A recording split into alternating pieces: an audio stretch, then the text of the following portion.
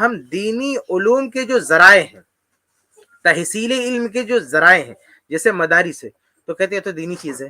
مدارس کہاں دینی چیز ہے بھائی؟ مدارس علم دین حاصل کرنے کا ذریعہ ہے، فی نفس ہی وہ کوئی دین نہیں ہے۔ ایک آدمی مدرسے میں نہیں قرآن پڑھتا ہے، وہ مسجد میں قرآن پڑھتا ہے، تو کیا وہ کہہ دیں گے کہ وہ ثواب میں کچھ کمی بیشی ہوگی؟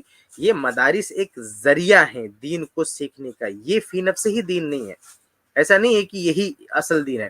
اصل کیا ہے؟ اس مدارس میں کیا قرآن سکھایا جاتا ہے، حدیث سکھائی جاتی ہے۔ ایسے کچھ علوم کو یہ لوگ جو ہے مثال میں پیش کر دیں گے، کہیں گے اصول حدیث، اصول فقہ، اور اس طرح سے بہت سارے جو علوم شرعی علوم ہیں۔ تو یہ شرعی علوم جو کہا جاتا ہے نا، تو مقصد یہ ہے کہ شریعت کا حکم جاننے کے ذرائع ہیں۔ یقیناً یہ جو اصول و قواعد ہیں یہ بعد میں مدون کیے گئے ہیں، فقہ نے اس کو بنایا ہے، لیکن یہ دین نہیں ہے۔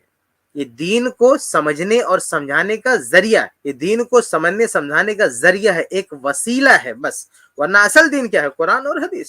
اصل دین قرآن کی آیات ہے اور اللہ کے نبی صلی اللہ علیہ وسلم کی احادیث ہے۔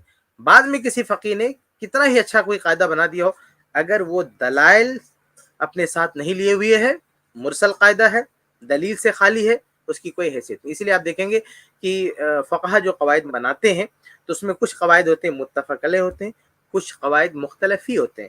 یعنی بعض فقہ اس قاعدے کو مانتے ہیں، دوسرے فقہ اس قاعدے کو نہیں مانتے ہیں۔ کیوں؟ کیونکہ اس کے بارے میں دلیلوں کو لے کر اختلاف ہوتا ہے۔ تو ایسے اگر فقہا کو اجازت ہوتی نا کہ جو چاہے قاعدہ بنا دے، تو بھائی اگر کوئی فقیہ بنا دیتا قاعدہ، چند لوگ مل کے بنا دیتے، سب اس کو فالو کرتے، لیکن ایسا نہیں ہے۔ قاعدے کو بھی پرکھا جاتا ہے، تو قاعدے کے پیچھے اگر قرآن و حدیث کی دلیل موجود ہے تو ٹھیک ہے، قرآن و حدیث کی دلیل موجود نہیں تو کسی کام کا نہیں ہے۔